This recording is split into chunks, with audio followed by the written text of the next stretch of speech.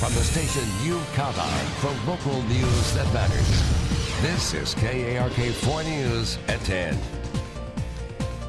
Good evening, everybody, and thank you for joining us on this Friday night. I'm Bob Clausen. Jessica has the evening off. A West Little Rock family in shock this evening after they say someone set their dogs on fire while trying to burn down their home as the family slept. KARK4's Brittany Johnson has details on this gruesome story. Brittany, what's the latest on this? How's everyone this evening?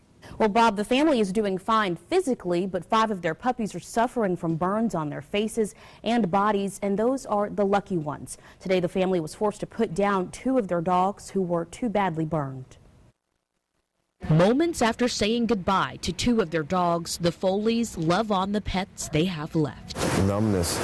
I just had to put the 2 most dearest bulldogs in our life to sleep because somebody come in my home, dumped gas in my kitchen, and burnt my dogs. Jeff Foley describes what the family believes happened here early Friday morning in their West Little Rock home. According to a sheriff's office report, their son woke up, saw a shadowy male figure doing a scoop-like hand motion, pouring what they believed to be gasoline across their kitchen.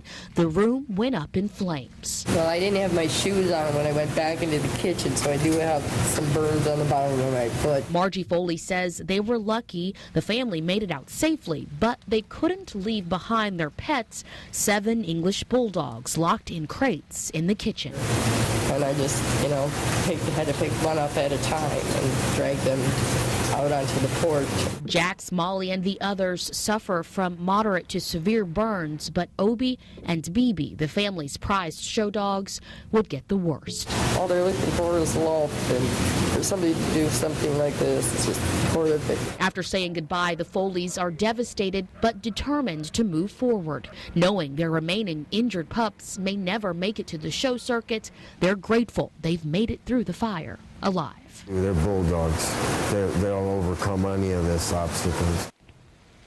The Pulaski County Sheriff's Office is continuing to investigate this case. Back to you. All right, Brittany, thanks very much. If you plan on heading out to the River Market this weekend, stay alert and stay safe. That's a reminder from Little Rock Police after a set of robbers held up 2 groups of people at gunpoint late last night. One suspect is in custody, but a few others are still out there on the loose. Perhaps they could repeat their crime. While police see armed robberies time to time, they say criminals are more likely to break into cars, not rob people. Also, remember to keep doors locked and any valuables out of sight. We are your local election headquarters, and in Jefferson County, an alderman accused of some dirty politics, you could say, hands-on politics at that. A man told Pine Bluff police that he saw Glenn Brown Sr. take a political sign for mayoral candidate Debbie Hollingsworth out of the ground and throw it into a field. A witness following Brown until police could reach him. Brown, denying those claims, denied that he threw the sign, but said that he certainly had been in the area and had just left a debate earlier that evening. Funeral arrangements have been made for Dr. Charles Hobson, former superintendent of the Pulaski County School District.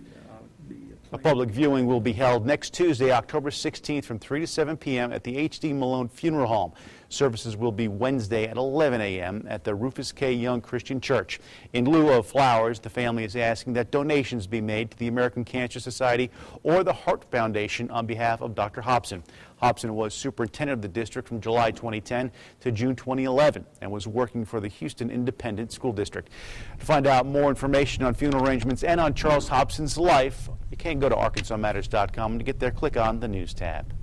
The Arkansas State Fair kicking off today, and what better way to open up than by heading out there with the KARK armband and ride all you want. Armband wearers could ride any rides all day long, all for the price of $23, up a buck from the usual $22, which fair officials say was to account for things like the bad weather. And there was rain in the forecast. That could keep people away from opening weekend. The fair runs through the 21st with plenty more days to catch armband nights and half-price nights, things like that. You can log on to ArkansasMatters.com for a full list of fair events and web extras showcasing some of the new rides out there. They've got a roller coaster this year, something they haven't had in a while. Friends and families greeted returning airmen home with open hearts and open arms today at Fort Smith. 300 airmen with the 188th Fighter Wing landed safely on U.S. soil today after being deployed to Afghanistan for Operation Enduring Freedom. The returning airmen were more than excited, naturally, to see their loved ones waiting for them.